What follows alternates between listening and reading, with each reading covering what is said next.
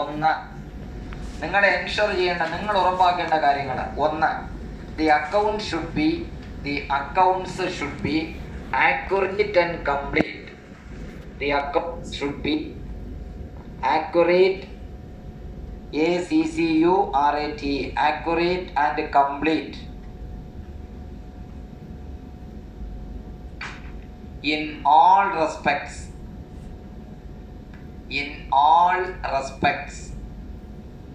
Account should be accurate and complete in all respects. എന്താണെന്ന് മനസ്സിലായോ? നിങ്ങൾ എഴുതി വയ്ക്കുന്ന കണക്കുകൾ കൃത്യമായിരിക്കണം, പൂർണ്ണമായിരിക്കണം. മനസ്സിലായല്ലോ? അപ്പൊ ക്യാഷ് ബുക്ക് നിങ്ങൾ ഒരു ദിവസം എഴുതിയെന്നില്ല എന്നുണ്ടെങ്കിൽ, ക്യാഷ് ബുക്ക് എല്ലാവരും കണ്ടിട്ടുണ്ടാവുമല്ലോ, ഉണ്ടല്ലോ. അപ്പൊ ക്യാഷ് ബുക്ക് നമ്മൾ എഴുതേണ്ട ചുമതല, ഇപ്പൊ ക്യാഷ് ട്രാൻസാക്ഷൻ കുറവാണെങ്കിലും കൂടുതലാണെങ്കിലും ക്യാഷ് ബുക്ക് എഴുതുന്നത് ആക്യുറേറ്റ് ആയിരിക്കണം, തെറ്റുകൂടാതെ എഴുതും. പിന്നെ കംപ്ലീറ്റ് ആയിരിക്കണം, പൂർണ്ണമായിരിക്കണം. ഒരു ദിവസവും ക്യാഷ് ബുക്ക് എഴുതാതെ ഇട്ടേക്കരുത്. അത് പലപ്പോഴും ഓഡിറ്റിൽ അവർ എഴുതി വെക്കും. നമ്പർ 2, രണ്ടാമത്തെ point, all expenditure and disbursements DISBURSEMENTS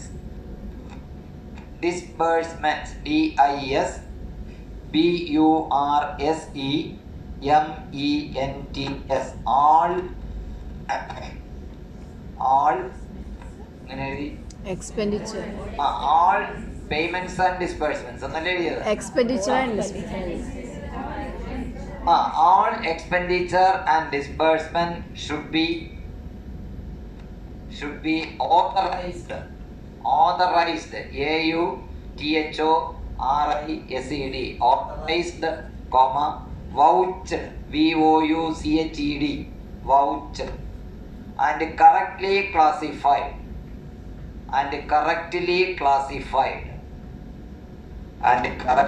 classified. അതായത് നിങ്ങൾ ഏതെങ്കിലും ഒരു ചെലവ് വഹിക്കുമ്പോൾ ആ ചെലവ് ഓതറൈസ് ചെയ്തിരിക്കണം എന്ന് പറഞ്ഞാൽ അതിനൊരു സാങ്ഷൻ ഉണ്ടായിരിക്കണം. 2, ആ ചെലവ് വഹിക്കുന്നതിന് ബന്ധപ്പെട്ട വൗച്ചറുകൾ ആ ഫയലിനോടൊപ്പം ഉണ്ടായിരിക്കണം. 3, ഒരു കാരണവശാലും ഞാൻ ക്ലാസ് തുടങ്ങുമ്പോൾ പറഞ്ഞതുപോലെ കൃത്യമായി ക്ലാസിഫൈ ചെയ്തിരിക്കണം. ഏത് കണക്കിനത്തിൽ നിന്നാണോ ആ ചെലവ് വഹിക്കുന്നത് ആ കണക്ക് ശീർഷകം തന്നെ വ്യക്തമായി പറഞ്ഞായിരിക്കണം ചെലവ് വഹിക്കേണ്ടത്. മനസ്സിലായല്ലോ? അപ്പൊ നിങ്ങൾ ഓരോ ചെലവ് വഹിക്കുമ്പോഴും ശ്രദ്ധിക്കേണ്ട കാര്യം, there should be a proper sanction. 1, അതാണ് ഓതറൈസ്ഡ് എന്ന് പറഞ്ഞത്. 2, അതുമായി ബന്ധപ്പെട്ട വൗച്ചറുകൾ ആ എക്സ്പെൻഡിച്ചർ സാങ്ഷനോടൊപ്പം ഉണ്ടായിരിക്കണം. 3, ഓഫീസ് എക്സ്പെൻസ് ആണ് ചെലവഴിക്കുന്നെങ്കിൽ TA എന്നുള്ള ഹെഡിൽ നിന്ന് എടുത്ത് ചെലവാക്കരുത്. കൃത്യമായി ക്ലാസിഫൈ ചെയ്തിരിക്കണം. എന്നാൽ മിസ് ക്ലാസിഫിക്കേഷൻ വരാൻ പാടില്ല. So all expenditure should be authorised, vouched and correctly classified. ഓരോ ചെലവുകളും ഓതറൈസ് ചെയ്തിരിക്കണം. അതിന്റെ ബേസിക് റൂൾ ഞാൻ പറയാം. നോക്കാം, നമ്മുടെ കേരള ഫൈനാൻഷ്യൽ കോഡിന്റെ ആർട്ടിക്കിൾ 40A അതിൽ പറയുന്നതാണ്. അതായത് no government servant may incur any item of expenditure from the public fund unless 2 conditions are satisfied.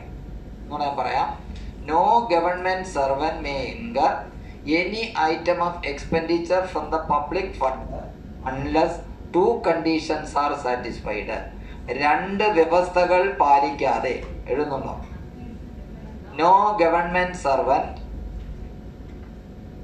may incur INCUR may incur any item of expenditure from the public fund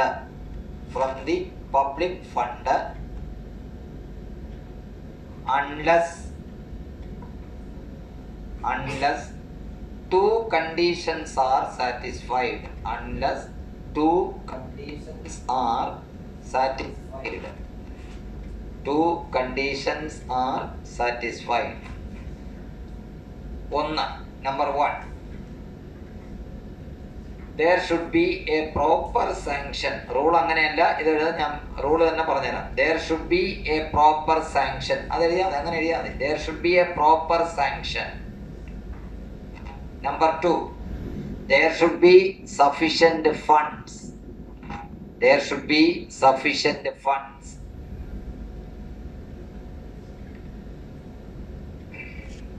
അപ്പൊ rule ഇതാണ്, rule പറയുന്നതാണ് no government servant may incur any item of expenditure from the public fund unless 2 conditions are satisfied. 2 വ്യവസ്ഥകൾ പാലിക്കാതെ ഒരു സർക്കാർ ഉദ്യോഗസ്ഥനും public fund വിനിയോഗിക്കാൻ പാടില്ല. 1 നിങ്ങൾ എഴുതി, there should be a proper sanction. ശരിയായ ഒരു സാങ്ഷൻ, ഒരു ഉത്തരവ് ഉണ്ടായിരിക്കണം. 2, there should be sufficient funds. ആവശ്യമുള്ള പണം ഉണ്ടായിരിക്കണം. ഇത് രണ്ടും ഇല്ലെങ്കിൽ ചെലവഴിക്കാൻ പറ്റുമോ? അപ്പൊ റൂളിൽ പറയുന്നത് എങ്ങനെയാന്ന് നോക്കിയോളാം. അത് എഴുതാൻ വേണ്ടിയല്ല, റൂൾ ഇപ്പൊ നിങ്ങൾ വളരെ ഷോർട്ടിൽ എഴുതി വെച്ചു. ഒന്നാമത് പറയുന്നത് expenditure must have been sanctioned by a special or general order of the competent authority. ഇതാണ് ചട്ടം. നിങ്ങളുടെ ഓഫീസിൽ നിങ്ങൾ ചെലവാക്കുന്നതിന് നിങ്ങളൊരു ഉത്തരവ് പുറപ്പെടുവിക്കും. അതിനെന്ത് പേര് വിളിക്കും? പ്രൊസീഡിങ്സ് ഇഷ്യൂ ചെയ്യില്ലേ? പ്രൊസീഡിങ്സ്, നിങ്ങളുടെ നടപടിക്രമം, അതാണ് പ്രൊസീഡിങ്സ് എന്ന് പറയുന്നത്. നിങ്ങളൊരു ഉത്തരവ് പുറപ്പെടുവിക്കും. Sanction is accorded for the payment of, മലയാളത്തിലാണോ എഴുതുന്നതെന്ന് എനിക്ക് അറിഞ്ഞുകൂടാ, ആണോ? ഇംഗ്ലീഷിൽ തന്നെ. Sanction is accorded for the payment of such and such amount towards electricity charge for the month of such and such എന്ന് പറഞ്ഞിട്ട് വേണമെങ്കിൽ അതിന്റെ ഡീറ്റെയിൽസ് താഴെ പറയും. The expenditure will be debited to head of account. Head of account കൂടെ പറയും. ഇതാണല്ലോ ഒരു പ്രൊസീഡിങ്സ് എന്ന് പറയുന്നത്. ഇതാണ് പറഞ്ഞത് the expenditure must have been sanctioned by the competent authority. നിങ്ങളാണ് യഥാർത്ഥ കോമ്പിറ്റന്റ് അതോറിറ്റി. അതുകൊണ്ട് നിങ്ങളൊരു ഉത്തരവ് പുറപ്പെടുവിക്കുന്നു. അതാണ് പ്രൊസീഡിങ്സ് എന്ന് പറയുന്നത്. ഗവൺമെന്റ് ആണെങ്കിൽ എന്ത് ചെയ്യുമെന്നറിയോ? ഗവൺമെന്റ് ഇതുപോലുള്ള സ്ഥിരമായ ചെലവുകൾ വഹിക്കുന്നതിന് ഗവൺമെന്റ് ഇഷ്യൂ ചെയ്യുന്ന GORT നിങ്ങളുടെ പ്രൊസീഡിങ്സ് ആണ്. ഗവൺമെന്റ് ആണെങ്കിൽ അത് GO, ഗവൺമെന്റ് ഓർഡർ. RT എന്ന് പറഞ്ഞാൽ റുട്ടീൻ എന്നാണ് എൻ്റെ അർത്ഥം, സാധാരണ ഉത്തരവ്, അതാണ് RT. പിന്നെ GOMS ഉണ്ട്. GOMS എന്ന് പറഞ്ഞാൽ കൈയെഴുത്ത്, മാനുസ്ക്രിപ്റ്റ് എന്നാണ് എൻ്റെ അർത്ഥം. പിന്നെ ഒരു G ഉണ്ട്, പിന്നെ ഒരു GO ഉണ്ട്, ഏതാണ്? GOP means printed. അപ്പൊ 3 തരത്തിലുള്ള സർക്കാർ ഉത്തരവുകളുണ്ട്. നിങ്ങൾ ഇലക്ട്രിസിറ്റി ചാർജ് അടയ്ക്കുന്നതിന് പ്രൊസീഡിങ്സ് ആണ് ഇഷ്യൂ ചെയ്യുന്നതെങ്കിൽ ധനകാര്യ വകുപ്പില് അല്ലെങ്കിൽ മറ്റൊരു വകുപ്പില് ഇത് ഒരു GORT ആയിട്ടായിരിക്കും ഇഷ്യൂ ചെയ്യുന്നത്. അത്ര വ്യത്യാസമേ ഉള്ളൂ. അപ്പൊ എന്തായാലും ഒരു പ്രത്യേക ഉത്തരവ്, ആ എക്സ്പെൻഡിച്ചർ ഇൻകർ ചെയ്യുന്നത് ആരാണോ ആ അതോറിറ്റിയുടെ ഒരു പ്രത്യേക ഉത്തരവോ അതല്ലെങ്കിൽ ഒരു ജനറൽ ഉത്തരവോ വേണം. ജനറൽ ഉത്തരവിന് ഒരു ഉദാഹരണം പറയാം. എല്ലാവർക്കും നവംബർ 1 ഒരു DA കിട്ടിയോ? കിട്ടിയില്ലേ? DA കിട്ടിയില്ല, പോട്ടെ. അപ്പൊ ഒരു DA ഇനി സാങ്ഷൻ ചെയ്യുന്നു എന്ന് വിചാരിക്കുക ഗവൺമെന്റ്. കിട്ടിയില്ലേ? നവംബറിന് മുമ്പ് സർവീസിലുള്ളവരല്ലേ? കമ്പനി കിട്ടി കാണണമല്ലോ. നവംബർ 1 എനിക്കെന്തായാലും കിട്ടി. എനിക്ക് DR കിട്ടി. എല്ലാ ജീവനക്കാർക്കും ഒരു ഇൻസ്റ്റാൾമെന്റ് DA കൊടുത്തു. അത് നവംബർ 1 കിട്ടി. അതിന് നിങ്ങളുടെ ഹെഡ് ഓഫ് ഡിപ്പാർട്ട്മെന്റോ നിങ്ങളുടെ ഓഫീസിൽ നിന്ന് ഒരു പ്രൊസീഡിങ്സോ ഇഷ്യൂ ചെയ്തിട്ടില്ല. ഉണ്ടോ? അത് ആരാ സാങ്ഷൻ ചെയ്തത്? ഗവൺമെന്റ്, ധനകാര്യ വകുപ്പാണ് ഉത്തരവ് പുറപ്പെടുവിച്ചത്. അപ്പൊ ആ ധനകാര്യ വകുപ്പ് പുറപ്പെടുവിച്ച ഉത്തരവിന്റെ GO നമ്പറും ഡേറ്റും മാത്രം ബില്ല് കാണിച്ചാൽ മതി. ആണ് ഒരു ജനറൽ ഓർഡർ. ഇനി ഓണത്തിന് special festival allowance government sanction ചെയ്യുന്നു. ആ ഗവൺമെന്റ് ഓർഡറിന്റെ വെളിച്ചത്തിൽ നമുക്ക് മാറാം. പ്രത്യേക ഒരു ഓർഡറിന്റെ ആവശ്യം ഇല്ല. മനസ്സിലായില്ലേ? അപ്പൊ അതാണ് ഒരു ജനറൽ ഓർഡർ.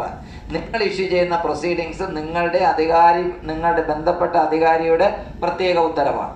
അപ്പോൾ എക്സ്പെൻഡിച്ചർ സാങ്ഷൻ ചെയ്തുകൊണ്ടുള്ള അധികാരിയുടെ ഒന്നുകിൽ ഒരു പ്രത്യേക ഉത്തരവ് വേണം, അല്ലെങ്കിൽ ഒരു പൊതു ഉത്തരവ് വേണം. ഈ ഉത്തരവില്ലാതെ ഒരു ചെലവും വഹിക്കാൻ പാടില്ല. നിങ്ങൾ ഏതെങ്കിലും ഒരു എക്സ്പെൻഡിച്ചർ ഇൻകർ ചെയ്യുന്നുവെങ്കിൽ ഏതിനാണെന്ന് കാട്ടിക്കൊണ്ട് നിങ്ങളുടെ ഒരു പ്രൊസീഡിങ്സ് വേണം. മനസ്സിലായല്ലോ? ഇനി ഈ പ്രൊസീഡിങ്, ഇലക്ട്രിസിറ്റി ബില്ലിന് വേണ്ടി ഒരു പ്രൊസീഡിങ്സ് ഇഷ്യൂ ചെയ്ത് ബില്ല് എഴുതി ട്രഷറി കൊണ്ട് കൊടുത്ത് ട്രഷറിയിൽ കമ്പ്യൂട്ടറിൽ അടിച്ചിട്ട് ബില്ലിന് തന്നു. നോ പ്രൊവിഷൻ, പണമില്ല. അപ്പൊ നിങ്ങൾ ബില്ല് കൊടുക്കുന്നതിന് മുമ്പ് എന്ത് ഉറപ്പാക്കണം? ഈ 2 കാര്യങ്ങളാണ് ഈ പറഞ്ഞത്. അപ്പൊ മനസ്സിലായില്ലേ? അപ്പൊ നമ്മള് ഈ 2 കാര്യങ്ങൾ, ഒരു ഉത്തരവ് വേണം, അതുപോലെ ആവശ്യത്തിനുള്ള ഫണ്ട് വേണം. നിങ്ങൾക്ക് അലോട്ട്മെന്റ് ഇല്ലാത്തൊരു ഐറ്റം ആണെന്നുണ്ടെങ്കിൽ അലോട്ട്മെന്റ് വാങ്ങിയിട്ട് വേണം നമ്മൾ ബില്ല് സബ്മിറ്റ് ചെയ്യാൻ. അപ്പൊ ആ 2 കണ്ടീഷൻ സാറ്റിസ്ഫൈ ചെയ്യാതെ ഒരു സർക്കാർ ജീവനക്കാരനും പബ്ലിക് ഫണ്ടിൽ നിന്ന് ഒരു ചെലവും വഹിക്കാൻ കഴിയില്ല. അപ്പൊ നിങ്ങൾ രണ്ടാമത് എഴുതിയ പോയിന്റ് എന്താണ്? All expenditure and disbursement should be authorised, vouched and correctly classified. മൂന്നാമത്തെ point financial propriety. Financial propriety, PROPRIETY, financial propriety should be strictly followed. Strictly, STRICTLY, should be strictly followed. എന്താണ് ഈ ഫൈനാൻഷ്യൽ പ്രൊപ്രൈറ്റി എന്ന് പറയുന്നത്? ഇത്രയേ ഉള്ളൂ. അതായത് ഒരു ധനപരമായ മര്യാദ അല്ലെങ്കിൽ ധനപരമായ ഔചിത്യം വേണം പണം ചെലവാക്കുമ്പോൾ. മനസ്സിലായില്ലേ? നമ്മൾ ചെലവാക്കുമ്പോൾ ധനപരമായ ചില ഔചിത്യം അല്ലെങ്കിൽ ധനപരമായ ചില മര്യാദകളുണ്ട്. അത് ലംഘിച്ചുകൊണ്ട് പണം ചെലവഴിക്കാൻ പാടില്ല. ഇതാണ് ഞാൻ നേരത്തെ പറഞ്ഞത്. എന്ത്? ഒരു അവസരം ആവശ്യപ്പെടുന്നത് ലിമിറ്റ് ചെയ്തോ പറഞ്ഞില്ലേ? The expenditure should be limited in accordance with the demand. The expenditure should not be prima facie more than the occasion demands എന്ന് പറഞ്ഞില്ലേ? അതാണ് ഫൈനാൻഷ്യൽ പ്രൊപ്രൈറ്റി എന്ന് പറയുന്നത്. ഒരു അവസരത്തിന് ആവശ്യമുള്ളത് മാത്രമായിട്ട് ലിമിറ്റ് ചെയ്തോളണം. ഒരിക്കലും അനാവശ്യ ചെലവുകൾ വഹിക്കരുത്. ചുരുക്കി പറഞ്ഞാൽ ഇത്രയേ ഉള്ളൂ. Unnecessary expenditure should be avoided. അനാവശ്യ ചെലവുകൾ ഒഴിവാക്കണം. നമുക്ക് ബെയർ മിനിമം, നമുക്ക് എത്രത്തോളം മിനിമൈസ് ചെയ്ത് ചെലവാക്കാൻ കഴിയുമോ അതാണ് നമ്മൾ ശീലിക്കേണ്ടത്. മിതവ്യയം, ഇക്കോണമി ഓർഡേഴ്സ് ഒക്കെ കേട്ടിട്ടില്ലേ? സർക്കാർ കാലാകാലങ്ങളിൽ എന്താണ് ധനവിനിമയം സംബന്ധിച്ച് മിതവ്യയം പുറപ്പെടുവിക്കുന്നതാണ് ഇക്കോണമി ഓർഡർ എന്ന് പറയുന്നത്. ധനകാര്യ വകുപ്പാണ് ഇത് ഇഷ്യൂ ചെയ്യുന്നത്.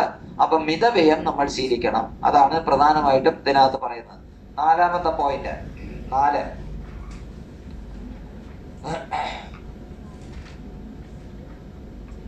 the resources expended should get the desired result. The desired, DESIRED, the desired result. നമ്മൾ ചെലവഴിക്കുന്ന റിസോഴ്സ്, ചെലവഴിക്കുന്ന പണം നമ്മൾ ഉദ്ദേശിക്കുന്ന ഫലം നൽകുന്നുണ്ട് എന്ന് ഉറപ്പാക്കണം. The resources expended should bring അല്ലെങ്കിൽ should give the desired result. നമ്മൾ വിനിയോഗിക്കുന്ന പണം അല്ലെങ്കിൽ ചെലവഴിക്കുന്ന തുക ഉദ്ദേശിക്കുന്ന ഫലം കിട്ടുന്നു എന്ന് ഉറപ്പാക്കണം. ഏത് എക്സ്പെൻഡിച്ചർ ഇൻകർ ചെയ്താലും അത് എന്തിനു വേണ്ടിയാണ് നമ്മൾ ചെലവാക്കുന്നത്, അതിൻ്റെ ഇപ്പൊ 100% റിസൾട്ട് ചിലപ്പോൾ കിട്ടിയെന്ന് വരില്ല. എന്നാലും അത് നമുക്ക് കിട്ടുന്നു, അതിന്റെ റിസൾട്ട് കിട്ടുന്നു എന്ന് നമ്മൾ ഉറപ്പാക്കേണ്ടതുണ്ട്. അടുത്ത point, there should be no wasteful, WASTEFUL, wasteful or unnecessary expenditure. Wasteful or unnecessary expenditure. AG പറയുന്ന അൺഫ്രൂട്ട്ഫുൾ എക്സ്പെൻഡിച്ചർ എന്നാണ് AGയുടെ പ്രയോഗം. അൺഫ്രൂട്ട്ഫുൾ, ഫ്രൂട്ട് എന്താ? ഫലം. അപ്പൊ അൺഫ്രൂട്ട്ഫുൾ, ഫലമില്ലാത്ത ചെലവ്. ഇതാണ് AGയുടെ കമന്റ്. ഇതാണ്. പക്ഷെ നമ്മുടെ ഡിപ്പാർട്ട്മെന്റ് എഴുതുമ്പോൾ വേസ്റ്റ്ഫുൾ എന്ന് എഴുതും അവര്. പാഴ് ചെലവ് എന്ന് പറഞ്ഞാൽ നമ്മളിപ്പോ നേരത്തെ പറഞ്ഞതുപോലെ ഒരു പ്രോജക്റ്റ് ഇംപ്ലിമെന്റ് ചെയ്തു, പണം എല്ലാം ചെലവാക്കി, എല്ലാം ഫൈനാൻഷ്യലായിട്ട് നമ്മുടെ ഓഫീസിലെ പേപ്പറുകളെല്ലാം ഭംഗിയായി മെയിൻറ്റെയിൻ ചെയ്തിട്ടുണ്ട്. പക്ഷേ ഒരു റിസൾട്ടും ഇല്ല. ഇത് തമാശ പറഞ്ഞാൽ ഞാൻ ഇൻസ്പെക്ഷൻ വിങ്ങിൽ ഇരിക്കുന്ന സമയത്ത് പല ജില്ലകളിലും പോയി ഇതുപോലുള്ള പ്ലാൻ പ്രോജക്റ്റുകളുടെ ഇംപ്ലിമെന്റേഷൻ പരിശോധിച്ചിട്ടുണ്ട്. അതുകൊണ്ട് തന്നെ ഇപ്പോൾ ഓഡിറ്റേഴ്സിന് കൊടുത്തിരിക്കുന്ന നിർദ്ദേശം, ധനകാര്യ വകുപ്പ് കൊടുത്തിരിക്കുന്ന നിർദ്ദേശം എന്തെന്നറിയാം? ഒരു ഓഫീസിൽ പോകുമ്പോൾ പ്രോജക്റ്റുകൾ ഇംപ്ലിമെന്റ് ചെയ്തിട്ടുണ്ടെങ്കിൽ എത്ര പ്രോജക്റ്റ് ചെയ്തോ അതിന്റെ 10% ഫീൽഡ് വിസിറ്റ് നടത്തണമെന്നാണ് കൊടുത്തിരിക്കുന്ന നിർദ്ദേശം. മനസ്സിലായില്ലേ? അപ്പൊ ഫീൽഡ് വിസിറ്റ് നടത്തുമ്പോഴായിരിക്കും മനസ്സിലാവുന്ന പേപ്പറെല്ലാം നല്ല മിടുക്കരായിട്ടുള്ള ഓഫീസേഴ്സ് ആണെന്നുണ്ടെങ്കിൽ ബുദ്ധിപരമായിട്ട് ഒരു കാര്യങ്ങൾ കൈകാര്യം, എല്ലാ പേപ്പറുകളും ചട്ടപ്രകാരം ഒരു മിസ്റ്റേക്ക് പോലും കണ്ടുപിടിക്കാത്ത തരത്തിൽ എഴുതി റെഡിയാക്കി വെച്ചേക്കും. അത് നോക്കിയാൽ ഓഡിറ്റേഴ്സിന് ഒന്നും കണ്ടുപിടിക്കാൻ പറ്റില്ല. പക്ഷെ ആ പ്രോജക്റ്റ് എവിടെ നടപ്പാക്കിയിരിക്കുന്നു എന്നുള്ള പോയി നോക്കുമ്പോഴാണ് മനസ്സിലാവുന്നത് ഇതെല്ലാം ജലരേഖയാണ് എന്ന്. ഫിസിക്കൽ അച്ചീവ്മെന്റ് ഇല്ല, ഒൺലി ഫൈനാൻസ്. ധനപരമായ അച്ചീവ്മെന്റ് മാത്രമേ ഉള്ളൂ, ഭൗതികമായ യാതൊരു നേട്ടവും ഇല്ല എന്ന് മനസ്സിലാക്കുന്നത്. അങ്ങനെ ഏതെങ്കിലും നമുക്ക് സ്കീംസ് ഇംപ്ലിമെന്റ് ചെയ്യേണ്ട കാര്യമുണ്ടോ? നമ്മൾ ചെലവാക്കുന്നെങ്കിൽ it should bring some result. അതിന്റെ റിസൾട്ട് നമുക്ക് കിട്ടണം. ഇനി അടുത്ത ഒരു പോയിന്റ് കൂടെ എഴുതാം നമുക്ക്. There should not be any other financial irregularity or procedural lapse. PROCEDURAL, procedural lapse, LAPSE. ധനപരമായ ഇറഗുലാരിറ്റീസ്, ക്രമരഹിതമല്ലാത്ത ചെലവുകളോ മറ്റ് പ്രൊസീജറൽ എന്ന നടപടിക്രമങ്ങളുടെ വീഴ്ചയോ ഉണ്ടായിട്ടില്ല എന്ന് ഉറപ്പായിക്കോളും. ധനപരമായ ഇറഗുലാരിറ്റീസ് എന്നാൽ ക്രമരഹിതമല്ലാത്ത പണം ചെലവഴിക്കുകയോ പിന്നെ നടപടിക്രമത്തില് യാതൊരുവിധമായ വീഴ്ചയും ഉണ്ടായിട്ടില്ല എന്ന് ബോധ്യപ്പെട്ടുകൊള്ളണം. പ്രൊസീജറൽ ഇറഗുലാരിറ്റി, പ്രൊസീജറൽ ലാപ്സ്, അതാണ് പറഞ്ഞത്. എന്താണ് പ്രൊസീജറൽ ലാപ്സ്? അതിന്റെ മലയാളം എന്ത് പറഞ്ഞത്? നടപടിക്രമങ്ങളിൽ വീഴ്ച. മറ്റത് ഫൈനാൻഷ്യൽ ഇറഗുലാരിറ്റീസ്, സാമ്പത്തികമായ ക്രമക്കേടുകൾ. ഇപ്പൊ സാമ്പത്തികമായ ക്രമക്കേടുകളോ അതുപോലെ തന്നെ മറ്റു തരത്തിലുള്ള നടപടിക്രമങ്ങളിലെ വീഴ്ചയോ ഉണ്ടായിട്ടില്ല എന്ന് നിങ്ങൾ ഉറപ്പായിക്കൊള്ളണം. അപ്പൊ ജോലി ചെയ്യുമ്പോൾ ധനപരമായ കാര്യങ്ങളിൽ വീഴ്ച ഉണ്ടാകരുത്. അതുപോലെ ധനപരമായ വീഴ്ച എന്ന് പറഞ്ഞു കഴിഞ്ഞാൽ ഇപ്പൊ ഈ പറഞ്ഞതുപോലെ നമ്മൾ പിന്നെ പണം ഡ്രോ ചെയ്യുമ്പോൾ അതിൽ കൂടുതൽ വരാം, അതുപോലെ തെറ്റായ ഹെഡ് ഓഫ് അക്കൗണ്ടിൽ വരാം, ഇതൊന്നും ഒഴിവാക്കുക. അതുപോലെ തന്നെ പ്രൊസീജറൽ ഇറഗുലാരിറ്റീസ് അതും ഒഴിവാക്കുക, പ്രൊസീജറൽ ലാപ്സും ഒഴിവാക്കുക. ഇത്രയും കാര്യങ്ങളാണ്. ഇത്രയൊന്നുമല്ല, ഡ്യൂട്ടീസ് ഓഫ് ഓഡിറ്റേഴ്സ് എന്ന് പറയുന്ന ഒരുപാട് കാര്യങ്ങളുണ്ട്. പക്ഷെ നിങ്ങൾക്കിപ്പോൾ നിങ്ങൾ കുഞ്ഞു ഓഫീസുകളുള്ളവരല്ലേ, ഞാനിതെല്ലാം കൂടെ പറഞ്ഞ് നിങ്ങളുടെ തലയിലോട്ട് കയറ്റുന്നില്ല. അപ്പൊ ഇത്രയും കാര്യങ്ങളൊക്കെ നമ്മൾ സൂക്ഷിക്കുക. അപ്പൊ ഇതിന്റെ ഇതുമായിട്ട് ബന്ധപ്പെട്ട രജിസ്റ്റേഴ്സും ലെഡ്ജേഴ്സും ഒക്കെ നോക്കുക. ഇനി നമ്മൾ മനസ്സിലാക്കിയിരിക്കേണ്ട ഒരു കാര്യം, നമ്മൾ ഈ ഓഡിറ്റ് നടത്താൻ ആർക്കൊക്കെയാണ് അധികാരം എന്നുള്ള കാര്യം കൂടി മനസ്സിലാക്കണം. അതായത് authorities competent to conduct audit, അല്ലെങ്കിൽ ഓഡിറ്റിംഗ് അതോറിറ്റീസ് എന്ന് എഴുതിയാലും മതി. ഓഡിറ്റിംഗ് അതോറിറ്റീസ് അല്ലെങ്കിൽ authorities competent to conduct audit.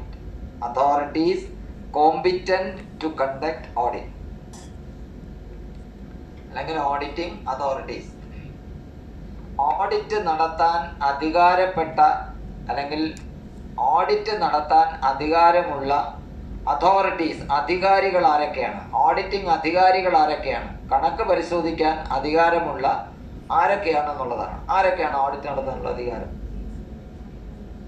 AG. യഥാർത്ഥത്തിൽ നമ്മൾ ഭരണഘടന വിഭാവന ചെയ്യുന്ന അനുസരിച്ച് AG അല്ല, CNAG. കേട്ടിട്ടില്ലേ? CNAG, controller and auditor general of India. അതായത് ഭരണഘടന അനുശാസിക്കുന്ന പ്രകാരം എഴുതണ്ട, ഞാൻ പറയാൻ നോക്കാം.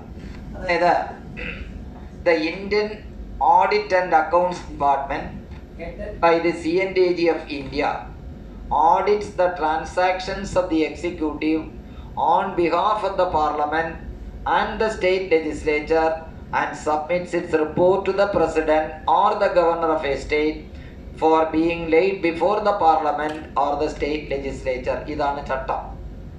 ഈ പറഞ്ഞ എന്താന്ന് മനസ്സിലായി? അതായത് ഭരണഘടന വിഭാവനം ചെയ്യുന്നതനുസരിച്ച് നമ്മുടെ ഇന്ത്യൻ ഓഡിറ്റ് ആൻഡ് അക്കൗണ്ട്സ് ഡിപ്പാർട്ട്മെന്റിന്റെ തലവനായ CNAG ആണ് സർക്കാരിന്റെ കണക്കുകൾ പാർലമെന്റിന് വേണ്ടിയും ബന്ധപ്പെട്ട നിയമസഭകൾക്ക് വേണ്ടിയും ഓഡിറ്റ് നടത്തേണ്ടത്. ഇപ്രകാരം ഓഡിറ്റ് നടത്തി കഴിഞ്ഞാൽ അതിൻ്റെ റിപ്പോർട്ട് കേന്ദ്ര സർക്കാരിൻ്റെതാണെങ്കിൽ പ്രസിഡന്റിനും സ്റ്റേറ്റിൻ്റെതാണെന്നുണ്ടെങ്കിൽ ബന്ധപ്പെട്ട ഗവർണർക്കും നൽകും. ഗവർണർ അഥവാ പ്രസിഡന്റ് ബന്ധപ്പെട്ട അല്ലെങ്കിൽ ആ സ്റ്റേറ്റിന്റെ നിയമസഭയിൽ പാർലമെന്റിലും ഇത് വയ്ക്കുന്നു. ഇതാണ് ചട്ടം. അപ്പോൾ ആരാണ് നമ്മുടെ സ്റ്റാറ്റ്യൂട്ടറി ഓഡിറ്റേഴ്സ് എന്ന് ചോദിച്ചു കഴിഞ്ഞാൽ അത് CNAG ആണ്. In every state there is an accountant general who is doing the work on behalf of the CNAG of India. എല്ലാ സ്റ്റേറ്റിലും ഓരോ AGമാരുണ്ട്. ഓഡിറ്റ് ചെയ്യാൻ ബന്ധപ്പെട്ട ഒരു AG ഉണ്ടാകും. AG ഈ ജോലി ചെയ്യുന്ന ആർക്ക് വേണ്ടിയാണ്? CNAGക്ക് വേണ്ടിയാണ്. CNAGയുടെ കീഴിൽ പ്രവർത്തിക്കുന്ന എല്ലാ സ്റ്റേറ്റുകളിലെയും അക്കൗണ്ടന്റ് ജനറൽസ് ആണ് CNAGക്ക് വേണ്ടി ഈ വർക്ക് ചെയ്തു കൊടുക്കുന്നത്. എല്ലാ സ്റ്റേറ്റിലും ഡയറക്റ്റ് ആയിട്ട് CNAGക്ക് ഓഡിറ്റ് ചെയ്യാൻ പറ്റുമോ? ഇല്ല. അപ്പൊ നമ്മുടെ സ്റ്റേറ്റിന് 2 AGമാരുണ്ട്. ആരാണത്? 2 AGമാരില്ലേ? ഒന്ന് AG A and E, മറ്റൊന്ന് AG audit. AG A and Eയും AG ഓഡിറ്റും 2 AGമാരാണ് ഒരു സ്റ്റേറ്റിനകത്തുള്ളത്. അപ്പോൾ നമ്മുടെ AG ഓഡിറ്റ് എന്ന് പറയുന്നത് സ്റ്റേറ്റ് ഗവൺമെന്റിന്റെ അക്കൗണ്ട്സ് ഓഡിറ്റ് ചെയ്യുന്നു. അത് ആർക്ക് വേണ്ടിയാണ് ആ ജോലി ചെയ്യുന്നത്? CNAGക്ക് വേണ്ടി. ഇനി ഈ CNAG എന്ന് പറയുന്നത് Indian audit and accounts department തലവനാണ്. ആ ഡിപ്പാർട്ട്മെന്റിന് ഒരു പ്രത്യേക പേരും പറയുന്നുണ്ട്. എന്താണെന്നറിയോ? Supreme audit institution of India, SAI. The CNAG, the Indian Audit and Accounts Department is known as the Supreme Audit Institution of India. അതുപോലെ നമ്മളിപ്പോൾ AGയിലേക്ക് വരുന്നു. CNAG ആണ് ഭരണഘടന വിഭാവനം ചെയ്യുന്നതനുസരിച്ച് ഓഡിറ്റ് ചെയ്യേണ്ടതെങ്കിലും എല്ലാ സ്റ്റേറ്റുകളിലെയും ഓഡിറ്റ് നടത്തുന്നവരാണ്? AG ആണ്. ആർക്ക് വേണ്ടിയാണ് ചെയ്യുന്നത്? CNAGക്ക് വേണ്ടിയാണ്. ഡിപ്പാർട്ട്മെന്റ് ടെസ്റ്റ് ഒക്കെ എഴുതൂലേ? എഴുതുമോ? Account test എഴുതുമോ? എഴുതണ്ടേ? വേണ്ടേ? വേണോ? വേണ്ടേ? ടെസ്റ്റ് ഇല്ല. അക്കൗണ്ട് ടെസ്റ്റ് സാധാരണ എല്ലാ ജീവനക്കാരും എഴുതും. അപ്പൊ നിങ്ങൾക്ക് വേണ്ടെന്നുണ്ടോ? ഇല്ല. ശരി, അപ്പൊ കുഴപ്പമില്ല. അപ്പോൾ ഇത് ഈ പറയുന്ന CNAG ആണ് നമ്മുടെ ഓഡിറ്റിന്റെ ഭരണഘടന വിഭാവനം ചെയ്യുന്നതനുസരിച്ച് ഓഡിറ്റിന്റെ ചുമതല CNAGക്കാണ്. CNAGക്ക് വേണ്ടി എല്ലാ സ്റ്റേറ്റുകളിലെയും AG അത് ചെയ്യുന്നു. അപ്പോൾ ഒന്നാമത്തെ ഭരണഘടനാ അധികാരി എന്ന് പറയുന്നത് ആരാണ്? CNAG അല്ല, AG എന്ന് നമുക്ക് പറയാം. ഇനി ഓഡിറ്റ് നടത്തുന്ന രണ്ടാമത്തെ ഏജൻസി എന്ന് പറയുന്നത് സ്റ്റേറ്റ് ഓഡിറ്റ് ഡിപ്പാർട്ട്മെന്റ് ആണ്. സ്റ്റേറ്റ് ഓഡിറ്റ് ഡിപ്പാർട്ട്മെന്റ് പഴയ local fund audit department. Local fund audit department ആണ് നമ്മുടെ ഇന്നത്തെ പുതിയ പേരാണ് സ്റ്റേറ്റ് ഓഡിറ്റ് ഡിപ്പാർട്ട്മെന്റ്. അപ്പൊ state audit department director of local fund audit ആണ്. ലോക്കൽ ഫണ്ട് ഡിപ്പാർട്ട്മെന്റ് പുതിയ പേരാണ് സ്റ്റേറ്റ് ഓഡിറ്റ് ഡിപ്പാർട്ട്മെന്റ്. അപ്പൊ ഇത് രണ്ടാമത് ഓഡിറ്റ് എന്ന ഏജൻസിയാണ്. 3 ഇന്റേണൽ ഓഡിറ്റ് വിങ്. നിങ്ങളുടെ ഡയറക്ടറേറ്റിലുള്ള internal audit wing. Internal audit wing ഹെക്സം ഡിപ്പാർട്ട്മെന്റ് ഓഫീസിലാണ് ഇന്റേണൽ ഓഡിറ്റ് വിങ് ഫംഗ്ഷൻ ചെയ്യുന്നത്. അവരാണ് നിങ്ങളുടെ ഓഡിറ്റ് നടത്തുന്നത്. ഏറ്റവും കൂടുതൽ പേടിക്കേണ്ടതും അവരെയാണ്. AG ഓഡിറ്റിനേക്കാൾ പേടിക്കേണ്ടത് ഇന്റേണൽ ഓഡിറ്റുകാരെയാണ്. കാരണം ഒരു ഡിപ്പാർട്ട്മെന്റ് വളരെ മൈന്യൂട്ടായിട്ടുള്ള കാര്യങ്ങൾ പോലും അവർക്കറിയാം എന്ന് മാത്രമല്ല, അവർ പരിശോധിക്കും മാത്രമല്ല, നേരത്തെ അവർ ചെയ്തിരുന്ന തെറ്റുകുറ്റങ്ങളൊക്കെ മറ്റാരെങ്കിലും ചെയ്യുമ്പോൾ അവരുടെ തലയിൽ അടിച്ചേൽപ്പിക്കുകയും ചെയ്യും അവർ. അപ്പോൾ ഇന്റേണൽ ഓഡിറ്റ് വിങ്ങിനെയാണ് ഏറ്റവും സൂക്ഷിക്കേണ്ടുന്നത്. പിന്നെ ഓഡിറ്റിന് നമ്മൾ ഒരു കാര്യം കൂടെ ശ്രദ്ധിക്കുക. ഓഡിറ്റ് അവർ എൻക്വയറി നോട്ട് തന്നായിരിക്കും നമ്മൾ മറുപടി കൊടുക്കുന്നത്. അപ്പോൾ അതിന് നമ്മൾ മറുപടി കൊടുക്കുമ്പോൾ അവർ സാറ്റിസ്ഫൈഡ് അല്ലെന്ന്, അവരെ സാറ്റിസ്ഫൈഡ് ആക്കുന്നതിന് വേണ്ടി നമ്മൾ കാര്യങ്ങൾ പറഞ്ഞു കൊടുക്കുക. പറഞ്ഞു കൊടുത്താൽ അവർ അംഗീകരിച്ചോളണമെന്നില്ല. കാര്യങ്ങൾ വിശദീകരിക്കേണ്ടത് വിശദീകരിക്കുക. എഴുതി കൊടുക്കുന്ന മറുപടി ചിലപ്പോൾ തൃപ്തികരമല്ലെന്നുണ്ടെങ്കിൽ നമ്മൾ കാര്യങ്ങൾ പറഞ്ഞു കൊടുക്കുക. കാരണം റൂളിൽ തന്നെ, സ്റ്റാറ്റ്യൂട്ടിൽ തന്നെ പറയുന്ന AG ഓഡിറ്റിന് വരുമ്പോൾ അവർക്ക് അഫോർഡബിൾ ഫെസിലിറ്റീസ് കൊടുക്കണമെന്നും AG ചോദിക്കുന്ന ഇൻഫർമേഷൻ കറക്റ്റായിട്ട് കൊടുക്കണമെന്നാണ് നമ്മുടെ കേരള ഫിനാൻഷ്യൽ കോഡിലെ ആർട്ടിക്കിൾ 59 പറയുന്നത്. ഇൻഫർമേഷൻ ടു ഓഡിറ്റ് അത് പറയുന്നത് the accountant general shall be provided reasonable facilities for the discharge of his duties and he may be provided the fullest information that he may call for എന്നാണ്. AG ചോദിക്കുന്ന fullest information കൊടുക്കണം. നിങ്ങളുടെ ആരുടെയെങ്കിലും ഓഫീസിൽ AG audit നടന്നിട്ടുണ്ടോ? ഇല്ലല്ലോ, ഇല്ല. അപ്പോൾ AG ഓഡിറ്റിന് വന്നു കഴിഞ്ഞാൽ ചോദിക്കുന്നതിന് ആവശ്യമുള്ള ഡീറ്റെയിൽസ് കൊടുക്കുക. AG വരാത്തത് വേറെ കാരണം കൊണ്ടോ അല്ല. എന്നറിയോ? AGക്ക് ഈ താഴ്ന്നുള്ള എല്ലാ ഓഫീസുകളിലും പോകാനുള്ള അത്രയും സ്റ്റാഫ് ഇല്ല.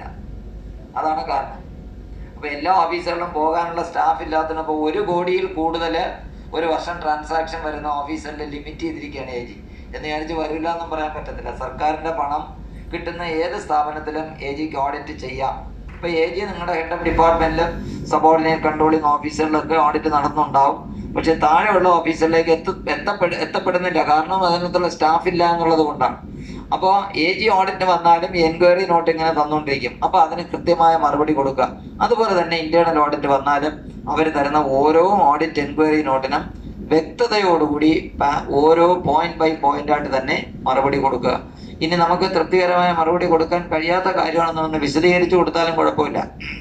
അതും ചിലപ്പോൾ ഉപകാരപ്രദമായിരിക്കും. AG ഓഡിറ്റ് വരുമ്പോൾ സംഭവിക്കുന്നറിയാം. AG ഓഡിറ്റിന് വരുമ്പോൾ ഓഡിറ്റ് എൻക്വയറി നോട്ട് അങ്ങോട്ട് കൊടുക്കും. അപ്പൊ അതിന് അരി എത്ര പയറാ ഞാഴിന്ന് മറുപടി കൊടുക്കും. അപ്പൊ AG അത് പറയും ഇത് സാറ്റിസ്ഫാക്ടറി അല്ല എന്ന് പറഞ്ഞാൽ അടുത്ത എൻക്വയറി നോട്ട് കൊടുക്കും. അതിന് ഇത് തന്നെ ഈച്ചടിച്ചാൻ കാപ്പിയായിട്ട് വീണ്ടും എഴുതി കൊടുക്കും. അപ്പൊ AG എന്ത് ചെയ്യുമെന്ന് വെച്ച് കഴിഞ്ഞാൽ ബന്ധപ്പെട്ട ക്ലർക്കിനെ ഒന്ന് വിളിക്കും. അപ്പൊ പറയും ക്ലർക്ക് ലീവാണ്, വന്നിട്ടില്ല. എന്നാ പിന്നെ സൂപ്രണ്ട് ഒന്ന് വിളിക്കാൻ പറയും. സൂപ്രണ്ട് വന്നിട്ട് പറയുന്നത് ഞാൻ ഇവിടെ വന്നിട്ട് 2 മാസമേ ആയുള്ളൂ, എനിക്ക് പഴയ കാര്യങ്ങളൊന്നും അറിയത്തില്ല. പിന്നെ ഇവർക്ക് ആരാണ് ഇൻഫർമേഷൻ കൊടുക്കുന്നത്? കൃത്യമായ മറുപടി കൊടുക്കണ്ടേ? അപ്പൊ അത് അവരുടെ റിപ്പോർട്ടിൽ അത് പ്രതിധ്വനിക്കും. റിപ്പോർട്ടിനകത്ത് അവർ മോശമായിട്ട് എഴുതി വെക്കും. അപ്പൊ റിപ്പോർട്ടിനകത്ത് വന്നു കഴിഞ്ഞാൽ പിന്നെ ഇതിന് മറുപടി എഴുതാൻ ബുദ്ധിമുട്ടാണ്. അതിനേക്കാൾ അപ്പോൾ തന്നെ ആ എൻക്വയറി നോട്ടിനുള്ള മറുപടി ക്ലിയർ ചെയ്ത് പോകുന്നതാണ് ബുദ്ധി. കാരണം പേപ്പറിലായി കഴിഞ്ഞാൽ പിന്നെ അവർക്ക് നമ്മളെ രക്ഷിക്കാൻ കഴിയില്ല. അപ്പൊ നമ്മൾ പറഞ്ഞു കൊടുക്കുന്നത് പോട്ടെ എന്ന് വിചാരിച്ചങ്ങ് വിടുകയാണെന്നുണ്ടെങ്കിൽ നമ്മൾ രക്ഷപ്പെട്ടു. റിപ്പോർട്ടിനകത്ത് വരില്ല. AGയുടെ റിപ്പോർട്ടിനകത്ത് വന്നു കഴിഞ്ഞാൽ പിന്നെ അത് മറുപടിക്ക് വേണ്ടി ഇങ്ങനെ കിടക്കും. അത് ഡ്രാഫ്റ്റ് പാരയായി മാറും. പിന്നെ പബ്ലിക് അക്കൗണ്ട്സ് കമ്മിറ്റിക്ക് പോകും. ഇതൊക്കെ പ്രശ്നമാണ്. അപ്പൊ നമ്മള് ഓഡിറ്റിനെ വളരെ ഗൗരവത്തോടെ മാത്രമേ കാണാവൂ. ഒരിക്കലും ലാഘവത്തോടെ കാണരുത്. ഏത് ഓഡിറ്റ് ടീം ആയാലും നമ്മൾ വളരെ ഗൗരവമായിട്ട് വേണം അവരോട് കാര്യങ്ങൾ പറഞ്ഞു കൊടുക്കാനും അവരെ കാണാൻ. നമ്മുടെ ഡിപ്പാർട്ട്മെന്റ് സ്റ്റാഫാണെന്ന് വിചാരിച്ചിട്ട് നിങ്ങളോടൊന്നും അവർക്ക് യാതൊരു സഹതാപവും ഉണ്ടാവില്ല. അതുകൊണ്ട് നമ്മള് കഴിഞ്ഞാൽ അവർ അനപ്പുറത്ത് വെയിറ്റ് ഇടും. നമുക്കത് പിന്നെ ഭാവിയിൽ ബുദ്ധിമുട്ടായിരിക്കും. വളരെ ഒരു ലീനിയൻ വ്യൂ എടുത്തുകൊണ്ട് എല്ലാത്തിനും വ്യക്തമായ മറുപടി കൊടുക്കാൻ ശ്രമിക്കുക. അപ്പൊ മൂന്നാമതാണ് ഇന്റേണൽ ഓഡിറ്റ്. ഇനി വരുന്നത് ധനകാര്യ വകുപ്പിന്റെ ഇൻസ്പെക്ഷൻ വിങ് ഉണ്ട്. ധനകാര്യ വകുപ്പിന്റെ ഇൻസ്പെക്ഷൻ വിങ് അവര് എന്ന് പറഞ്ഞാൽ നിങ്ങളെ അറിയിച്ചിട്ടൊന്നുമല്ല വരുന്നത്. മനസ്സിലായല്ലോ? അവര് സർപ്രൈസ് ആയിട്ടാണ് വരുന്നത്. അതായത് നമ്മുടെ കേരള ട്രഷറി കോഡിന്റെ റൂൾ 132, കേരള ട്രഷറി കോഡിന്റെ റൂൾ 132 അനുസരിച്ച് ദ ഫൈനാൻസ് ഇൻസ്പെക്ഷൻ ചട്ടം ഇതാണ്: the finance inspection wing can hold surprise inspection of cash, stores and accounts in any office. Statutory ആണത്. റൂൾ 132 പ്രകാരം ഏത് ഓഫീസിലെയും ക്യാഷ്, സ്റ്റോഴ്സ്, അക്കൗണ്ട്സ് മുൻകൂട്ടി അറിയിപ്പില്ലാതെ വന്ന് ഇൻസ്പെക്ഷൻ നടത്താനുള്ള അധികാരം ഉള്ള ഡിപ്പാർട്ട്മെന്റ് ആണ് ധനകാര്യ വകുപ്പിന്റെ ഫിനാൻസ് ഇൻസ്പെക്ഷൻ വിങ്. ഈ ഇൻസ്പെക്ഷൻ വിങ്ങിന്റെ ജില്ലാ സ്ക്വാഡുകൾ എല്ലാ കളക്ടറേറ്റിലും ഉണ്ട്. അപ്പൊ നിങ്ങളുടെ ഓഫീസിൽ വരുന്നത് ധനകാര്യ വകുപ്പിന്റെ ജില്ലാ സ്ക്വാഡുകളായിരിക്കും. ഇന്നല്ലെങ്കിൽ നാളെ വരും. കാരണം അവരൊരിക്കലും ഓഡിറ്റിനല്ല വരുന്നത്. എവിടെയെങ്കിലും നിങ്ങളുടെ ഓഫീസിനെ സംബന്ധിച്ച് ആരെങ്കിലും ഒരു കംപ്ലൈന്റ് അയച്ചിട്ടുണ്ടെങ്കിൽ ദേ വിൽ കം, ഉറപ്പാണ്. അപ്പൊ ആരെങ്കിലും കംപ്ലൈന്റ് വെറുതെ അയച്ചു കൊടുത്താലും വരും അവര്. ഇനി കംപ്ലൈന്റ് ചിലപ്പോ എഴുതി അയക്കുന്നതിന് വെറുതെ പേരും നാളും ഒന്നും ഇല്ലാതെ ആയിരിക്കും ചിലപ്പോൾ മന്ത്രിക്ക് ഒരു പരാതി അയച്ചു കൊടുക്കും. അപ്പൊ ഇത് വെച്ചുകൊണ്ട് അവര് വരും. അപ്പൊ പലരും ചോദിക്കാറുണ്ട്, ഈ കംപ്ലൈന്റിനെ പേരൊന്നും അയക്കുന്ന കംപ്ലൈന്റ് വെച്ചുകൊണ്ട് ഇൻസ്പെക്ഷൻ നടത്തിയിട്ട് വല്ല കേസും കിട്ടുമെന്നാണ്. ഞാൻ ഇൻസ്പെക്ഷൻ കഴിഞ്ഞാൽ 1.5 വർഷം ഇരുന്ന എന്റെ അനുഭവം പറയാം. ഈ പേരും നാളും ഒന്നും ഇല്ലാതെ അയക്കുന്ന പരാതി വെച്ച് നമ്മൾ നടത്തുന്ന ഇൻസ്പെക്ഷനിലാണ് കേസ് കിട്ടിയിട്ടുള്ളത്. അതെന്നറിയാവോ? ഈ പരാതി എഴുതി അയക്കുന്ന ഓഫീസിനകത്തുള്ള ഒരാൾ തന്നെ ആയിരിക്കും. യെസ്, തമാശ പറഞ്ഞത്. ഓഫീസിനകത്തുള്ള ഒരാൾ തന്നെ ആയിരിക്കും പരാതി അയക്കുന്നത്. നിങ്ങളുടെ ഓഫീസിൽ അധികം സ്റ്റാഫ് ഒന്നും ഇല്ലല്ലോ, അതുകൊണ്ട് നിങ്ങൾക്ക് എതിരായിട്ടുള്ള പരാതി എഴുതാനും കാണില്ല. ഒരു ജില്ലാ ഓഫീസിൽ എന്ന് പറഞ്ഞാൽ എന്തുമാത്രം സ്റ്റാഫ് കാണും. ഇതൊന്നും നമ്മൾ സാധാരണ പറയില്ലേ, ചില ഈ കൊതിക്കറവ് എന്നൊക്കെ നമ്മൾ പറയില്ലേ, അങ്ങനെ ഉണ്ടാവുന്നതാണ്. പർച്ചേസ് സംബന്ധമായ കാര്യങ്ങൾ ചെയ്യുന്ന ഒരാൾ തന്നെ 4 കൊല്ലമായിട്ടിരിക്കുന്നു വിചാരിക്കാം. വലിയ ഓഫീസിലൊക്കെ പർച്ചേസ് സീറ്റിലിരിക്കുന്നവർക്ക് ചില കോംപ്ലിമെന്റ് ഒക്കെ കിട്ടും. മനസ്സിലായില്ലേ? അപ്പൊ അതെന്താ അവന് മാത്രമേ കിട്ടാൻ പാടുള്ളൂ, എനിക്ക് കിട്ടിക്കൂടെ എന്നുള്ളതാണ്. എന്നാ പിന്നെ അവനൊരു പാര പണിയാൻ വേണ്ടി അവന് എഴുതി അയച്ചു കൊടുക്കും. ഇനി നമ്മൾ ഇൻസ്പെക്ഷനൊക്കെ ചെല്ലുമ്പോൾ ഈ പരാതി അയച്ച ആളുകൾ അവിടെയൊക്കെ തന്നെ ഉണ്ടാവും. സാറേ അതുകൂടെ നോക്കണം, സാറേ ഇന്ന സ്ഥലം കൂടെ നോക്കണം, ഇതുകൂടെ അവർ പറഞ്ഞില്ലേ ചെയ്യും. അപ്പൊ അത് അവര് ഓഡിറ്റിന് വരുന്നവരല്ല, മിക്കവാറും പരാതികളുടെ അടിസ്ഥാനത്തിൽ വരുന്ന. അപ്പോൾ ഈ ഇൻസ്പെക്ഷൻ സ്ക്വാഡ് എന്ന് പറയുന്നതും അവർക്ക് ഏതെങ്കിലും പരാതി കിട്ടിക്കഴിഞ്ഞാൽ സ്വാഭാവികമായിട്ടും ഓഫീസിൽ വരാം. അപ്പൊ അങ്ങനെ പരാതികൾ ഉണ്ടാകാതിരിക്കാൻ ശ്രമിക്കുക, അത്രയേ ഉള്ളൂ. നമ്മുടെ ഓഫീസിനെ സംബന്ധിച്ച് ഒരു പരാതിയും ഉണ്ടാകാതിരുന്ന ഞാൻ കുഴപ്പമില്ല. അപ്പൊ ഇത് ഇൻസ്പെക്ഷൻ. അപ്പൊ ഇത്രയാണ് പ്രധാനമായിട്ട് നോക്കേണ്ടത്. AG ഓഡിറ്റ് ഇല്ല. അപ്പൊ നിങ്ങൾ നോക്കേണ്ടത് ഇന്റേണൽ ഓഡിറ്റ് വേണം. പെർഫോമൻസ് ഓഡിറ്റർ വരാറുണ്ടോ? പിന്നെ പഞ്ചായത്തിന്റെ ഫണ്ട് ഏതെങ്കിലും ഉണ്ടോ? ഉണ്ടല്ലോ. അപ്പൊ അത് പരിശോധിക്കാൻ ഇവർ വരും. സ്റ്റേറ്റ് ഓഡിറ്റ് ഡിപ്പാർട്ട്മെന്റ് വരും.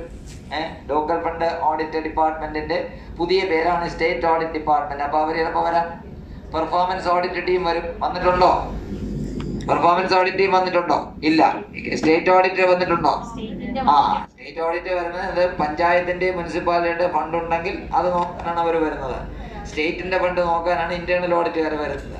അപ്പൊ അത് നമ്മൾ നോക്കിയിരിക്കണം. അവിടെ നിന്ന് കിട്ടുന്ന ഫണ്ട് പ്രോപ്പറായിട്ട്, ഏത് ഫണ്ട് കിട്ടിയാലും വിനിയോഗിക്കുന്നതിന് ചട്ടങ്ങളെല്ലാം ഒന്ന് തന്നെ, മനസ്സിലായില്ലേ?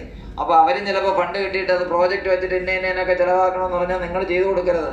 കാരണം പ്രോജക്റ്റിൽ വരുന്ന അല്ലാതെ ഒരു എക്സ്പെൻഡിച്ചർ നിങ്ങൾ അധികം ഇൻകർ ചെയ്ത് ഓഡിറ്റിൽ പിടിക്കും. അത് അവർ ചിലപ്പോൾ പറയും ഫണ്ട് തന്നില്ലേ, അത് അതിന് വിനിയോഗിക്കാതെ വേറൊന്നിനും വിനിയോഗിക്കും. നിങ്ങൾ ICDS ഓഫീസേഴ്സ് എന്നെ വിളിക്കുന്നവരുണ്ട്. സീനിയേഴ്സ് ആയിട്ടുള്ള പലരും എന്നെ വിളിക്കാറുണ്ട്. അപ്പോൾ പ്രോജക്റ്റിൽ ഇല്ലാത്തതാണ് സാറേ അത് ചിലവാക്കുന്നത്. നിങ്ങൾ ചിലവാക്കി കഴിഞ്ഞാൽ അത് നിങ്ങളുടെ ഉത്തരവാദിത്തമായിട്ട് വരും. നിങ്ങളത് റെഗുലറായിട്ട് ചെയ്തു. അല്ലെങ്കിൽ പഞ്ചായത്തിൽ തന്നെ കമ്മിറ്റിയിൽ വെച്ച് വീണ്ടും അത് അംഗീകരിച്ചിട്ട് ചെയ്യണം. കേട്ടില്ല?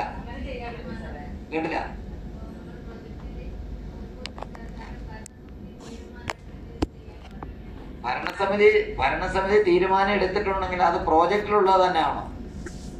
ഡൈവേർഷൻ ആണോ? വേറെ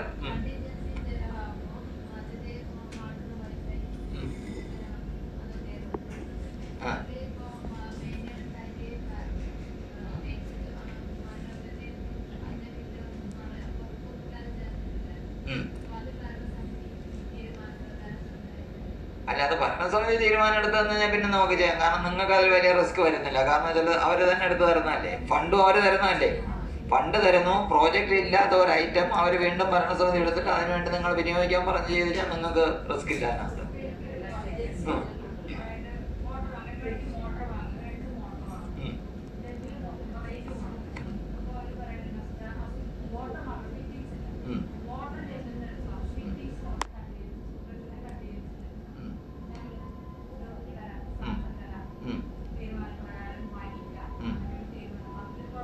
ഇല്ല. കാരണം കണ്ടിജൻസി വാങ്ങുന്നതിന് വേണ്ടി അവർ തന്നെ തീരുമാനം എടുത്ത് നമുക്ക് തരയല്ലേ.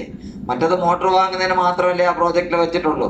അപ്പൊ അതനുസരിച്ച് തന്നെ കമ്മിറ്റി തന്നെ തീരുമാനം എടുത്ത് തരുമ്പോൾ കണ്ടിജൻസി നമുക്ക് വാങ്ങും. കാരണം മോട്ടറിന്റെ ബാക്കിയുള്ള അക്സസറീസ് ഫിറ്റിംഗ്സ് ഒക്കെയാണ് നമ്മൾ കണ്ടിജൻസി വാങ്ങുന്നത്. അതല്ലെന്നുണ്ടെങ്കിൽ ഫണ്ട് ചിലപ്പോൾ ലാപ്സ് ആയി പോകും. മനസ്സിലായില്ലേ? അപ്പൊ പ്രോജക്റ്റിൽ വെച്ച് അവർ നിങ്ങൾക്ക് അംഗീകരിച്ച് തരുന്നു. അതിൽ നിന്ന് ഏതെങ്കിലും ഒരു ഡൈവേർഷൻ, ഞാൻ പറയുന്ന ഗവൺമെന്റ് ഫണ്ടിന്റെ കാര്യമാണ് നമ്മൾ പ്രത്യേകം ശ്രദ്ധിക്കേണ്ടത്. സർക്കാർ ഫണ്ട് എന്ന് പറയുമ്പോൾ നമ്മൾ ഒന്നിൽ നിന്ന് വേറൊന്നിലേക്ക് അത് വിനിയോഗിക്കാനേ പാടില്ല.